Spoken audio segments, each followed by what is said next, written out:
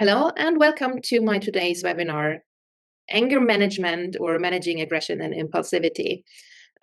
First of all, I would like to know if some of you maybe have some issues and with what, and maybe they know their triggers and which topics is it about, and do they get angry, or is it more that they are emotionally overwhelmed? So maybe you can put it quickly, type it in the chat. All right. So here's a quick overview. You will get to know me a little bit, and I give you a roadmap on how to cope with anger and what you have to do before you can cope with it. It's about understanding the symptoms and the foundation, the scientific foundation of stress, because anger is a stress reaction, basically. And that gives you a deeper understanding on how your body is functioning, what exactly is working. And then I give you a detailed, basically guideline, how to deal with it, to get out of it, and how to change your behavior in the end. Practical solutions, which you can easily implement into your daily life. And in the end, I give you a quick offer. So, who is it for? So this webinar, if you struggle with impulsivity, so you're quickly over the edge, you have uncontrolled behavior and outbursts in anger, in everyday life, doesn't mean every day, but on regular basis, if it really burdens your life in a way that you really want to get rid of it and of the reactions that this anger creates. For those who take everything personally, for example, and always feel offended or overwhelmed, oversensitivity, for example, in relationships. For those who often regret their words or actions, so also that means if you basically kind of throw tantrums or throw stuff in general, if you really have uncontrolled behavior in the moments when you experience anger. Or for those who are looking for an explanation, who already has been working a little bit with their anger and search further explanation and maybe just need the next step and want a lasting change also in their life. So those who are already ready for the inner work. So a little bit about me. My name is Julia. I'm from Upper Franconia. This is quite in the middle of Germany. I'm from the countryside, but I live in since almost 6 years now in Stockholm and created my own business. My educational background is I have a bachelor degree in integrative health promotion, which was a lot about stress management and the scientific correlation between mind, body, and soul. But I also have a lot of experience in sales and in the corporate world, let's say. So I have my own experiences with a lot of anger issues, especially work-related as well. And since 2 years, I'm self-employed as a holistic health coach, and I help clients to cope with the different health issues, but mainly emotional issues based on emotional abuse, maybe in their childhood, which is a lot the case, but also regular stress management. And I also give you answers to why it is important to differ if it is a normal stress event or if it is maybe a traumatic stress response. So my personal story is basically actually still some years ago, I was really trapped in the cycle maybe many of you can relate to. I was very impulsive. I had extreme outbursts of anger. I took things very personally. I was very close to tears. So I was crying in anger as well. I was crying a lot for the different things. So I was in general a very extremely over emotional person. And that was always very difficult because I was not able to control that. I said and did things in anger. I sometimes regretted afterwards. I even developed some self-harming behavior, which doesn't mean necessarily physical harm, but I kind of crucified myself internally. And I also struggled always with relationships because of that, because I never had a really, really good way to cope with anger. So nowadays it is, I reached a state with the strategies I will present to you, but also with external help, that I understand my triggers, that I can identify where they come from, what they do to my body and my mind, and where this is all coming from. I understood how it's working, and I understood how to cope with it. So nowadays I have much more inner peace, and I'm much calmer, and I do not overreact anymore. So this happened mainly due to 6 questions I questioned myself in my life. 6 very important questions. So the first one is, what are your triggers? Very important. So that means observe and identify your triggers. What is it that always triggers you? To identify also patterns. Second, why do they trigger you? So what are the unfulfilled needs that are actually triggering? Then the third, how do I react in these situations? Am I able to notice what's happening physically and mentally with me? And then, why do I react like that? That is a very interesting question. And this is also not easy to understand, especially when you identify the kind of the origin. The fifth question is, what do I want to change? And in the end, of course, how do I change it? And these questions we kind of follow through today. So you basically have to observe in first step and identify your triggers, as I said. This you can best do in a journal or something. Understand the origins of your needs, work through your history, and then let go, which is mostly the most difficult part. So identifying your trigger, what means that? Observe. So every time you have been in a situation, you reacted in an emotional or angry way, observe.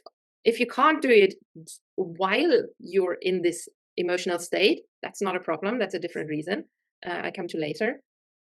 But if you cannot do that, then do it afterwards and try to really analyze what happened and which triggers, which words, which actions of the other person, which situations were. Document it, write it down. This way you can identify patterns. Is there something all these situations have in common? Then, yeah, exactly. Recognize your patterns and identify the repetitions. Then question yourself, why do I react this way?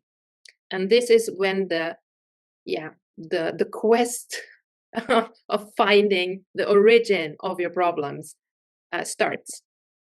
Because one of the most important things you always have to keep in mind is that anger is the symptom and not the root cause. That means behind anger almost always stands an unfulfilled need. So what you have to do once you have analyzed and found out what your triggers are, you dig deeper and then you come to the question, why is this triggering me? So which need is not fulfilled? And that can be various things, but the most common are, of course, like how, based on the way how you react. Like, is it frustration? This might be a need for control, for example. Are you sad and hurt? This might be a need for connection, empathy, and validation. Are you anxious? Do you fear something? That is a need for security, safety, or predictability. So, for example, are you scared to lose someone? Like in relationships, it's very, very common that you get angry because you are scared to lose someone or that this relationship might not work out or something. And also a very, very common trigger is injustice. So this is triggered by the need for fairness, respect, and recognition. And once you have reached this step and identified your unfulfilled needs, this brings you already a big step further because now you can actually work with it. To work with it, you need to find out in second step how the reaction is, because anger and emotional overwhelm can have two origins, let's say. Either it is like the current situation, because you always have to see an outburst or emotional reaction as a stress event. It is always a stress reaction. So in this moment, you feel all the triggers in your body, you feel all the physical changes that also happens when you're in stress. So this situation is always a stressful situation. So, but it can be that it's just a peak of stress. So there are maybe several things that just added up in that moment that made it so overwhelming for you.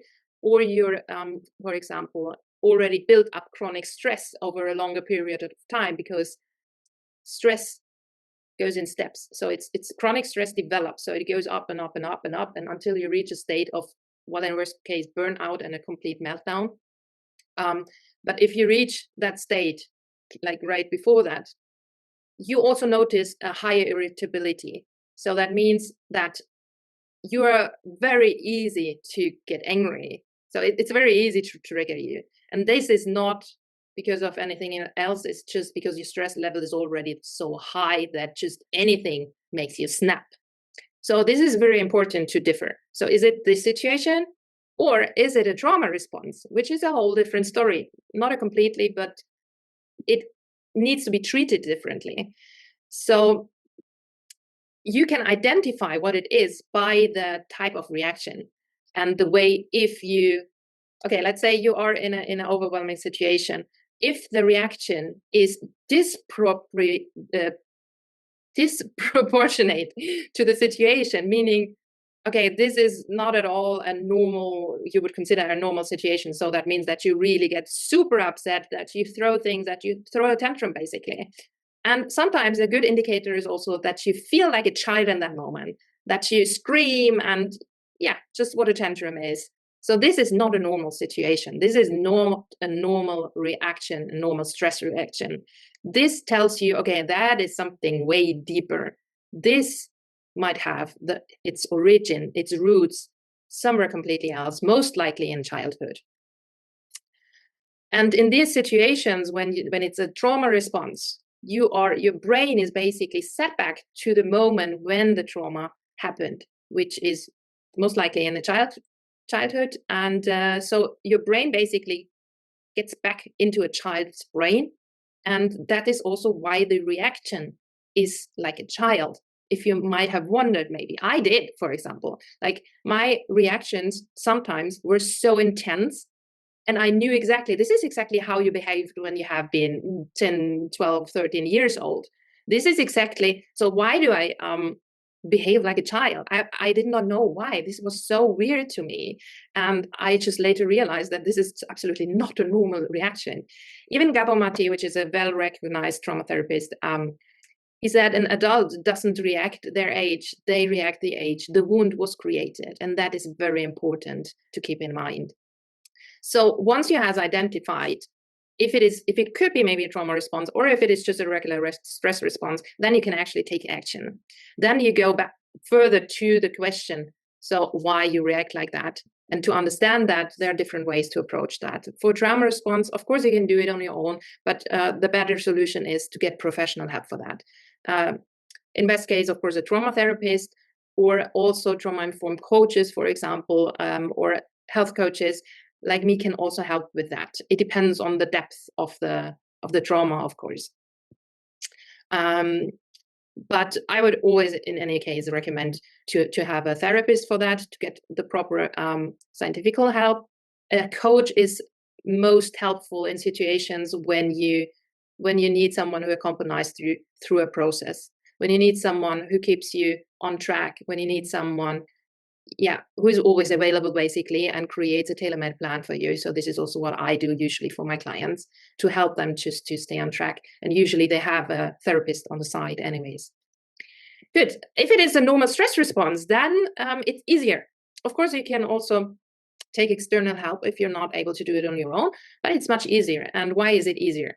Because in that moment, you are able to reflect on what's happening. So there is, for example, one method, which I explain later, a bit more detailed, which is called the stop method, which is basically about being mindful in the moment when you experience this extreme overwhelm, emotional overwhelm, or anger. So that means in this moment, you need to force yourself to take a pause, to take a breath, and reflect on things. This is, for example, not possible if it is a trauma response, because everything happens so fast and like you are zero in control of anything. But as said, like in normal stress responses, this works actually quite well. Maybe it takes some practice, but then this is a good tool to do it. And why do I say that? Mindfulness is one of the most powerful tools in stress management in general. This is evidence-based. This is non-negotiable, one of the best tools you can do. A lot of people know about this, but they don't know exactly how to integrate it or how exactly to do it, and why it's helping. So just a very quick excursus. into stress management and what stress is and how it happens, how it's working, how mindfulness is working. So the good message, or the good point, is that neuroplasticity of your brain. That means that your brain is really able to change itself if you practice. And a regular mindfulness practice, meaning getting back to your, like, just pausing and breathing, like focus on something physical. And the best way to focus and to get you out of a situation of an emotion, of an overwhelming emotion especially, the best way is to focus on your breath. Because what happens when you're stressed, your entire body changes, has a reaction, has physical reactions. We don't have control over anything in our body. We can't control our heart rate, blah, blah. We can't really control actively our muscle tension, or that we are sweating, or that the immune system decreases, that the digestion system decreases. So all these things that happening when the stress response kicks in, we have zero control over, except one thing. It's the breathing. Naturally, in a stressful situation, our breath intensifies and goes faster. So you have a higher breath rate. So the only thing we can actively control is our breath. So this is the best way to do it. That's why breath work really helps.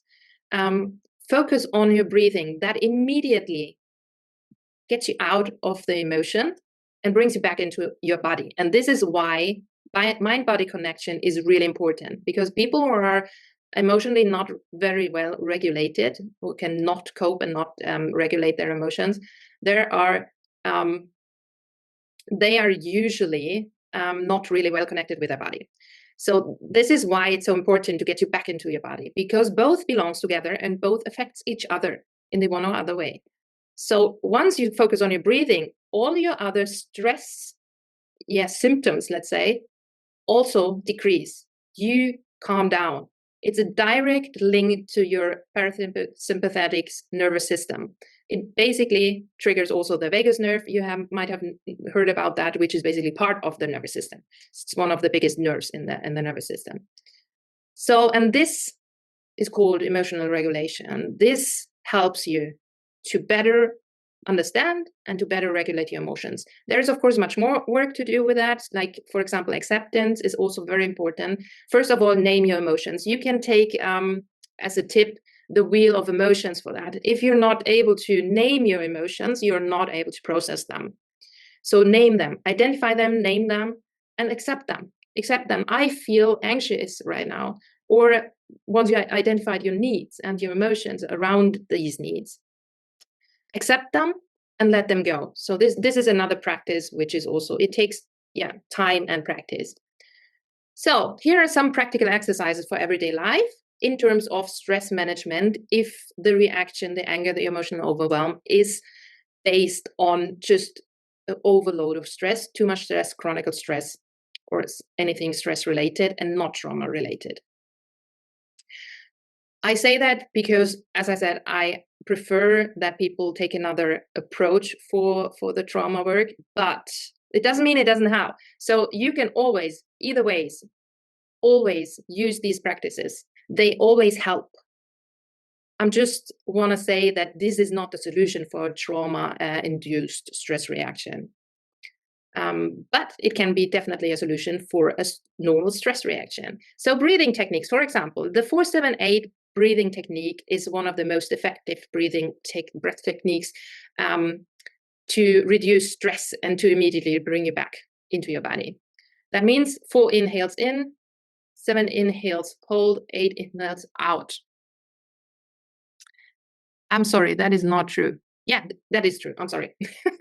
Exactly. So 4 in, 7 hold, 8 out. And you do that for a couple of times, and then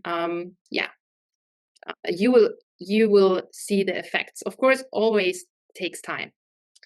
Body scan meditation is one of my favorite meditations because it's a mindfulness meditation. That means it brings you again back into your body, and mindfulness is scientifically proven very helpful for relieving stress and regulate emotions. So body scan, if you don't know what it is, it's basically, you can search on Spotify for mindfulness body scan meditations. It's basically focusing on the different parts of your body. Stop technique, this is what I talked about. It's stop. So take a break whenever you are super upset or angry about something or emotional. Take a break. Then T, take a deep breath. Not only one, take a few deep breaths. O, observe. That means what is happening right now. This also means be mindful with your body. What happens in my body right now? Oh my God, my heartbeat is so fast. I'm sweating. I'm tense. These type of things. Then P, proceed. This is basically, you change. You choose. That is what I wanted to say. I'm sorry. You choose which way do I want to go. So what is the situation? Like, for example, I'm sitting in my car and I'm sad about someone else. So am I safe here? Is my life threatened? And this is one very important thing you always have to ask yourself. Is my life threatened? Because your brain doesn't really make a difference if your life is threatened or not. It always thinks it is because of the fight and flight response, which is basically originated in ancient times. So your life is usually, not saying it's never, but usually not threatened. So that already calms you down a little bit. And then you choose. So do I want to proceed? How do I want to proceed? Do I want to stay in my anger and just harm myself? Or do I want to proceed and just, forget about it and let it go, basically? And then another P is for practice, basically. So this is also something which, of course, needs to be practiced. Good. Another possibility is having a gratitude journal, which is also very helpful in many ways for your mental health in general, for emotional regulation, for anything. Having a journal is always a good idea. And a gratitude journal in particular is that you shift your focus. You focus more on the good things, like what are you grateful for? What are the good things in my life? So not only focusing on the bad things. So this is basically, the most important things, very quickly explained. So what are the next steps for you? I offer you a free 30 minutes personal health analysis to find out where your anger comes from, and most importantly, if it is trauma or stress related. And this I offer you completely for free. Just send me a message or in the comments or in the chat here, and just type offer and I will come back to you, and then we can agree on a free call. This is totally non-binding, so don't be afraid. Of course, I would like to sell something, but this is something, I give you this information that you can work on your own. It's just a lot of people find it very difficult to do it on their own, especially when they are already in chronic stress.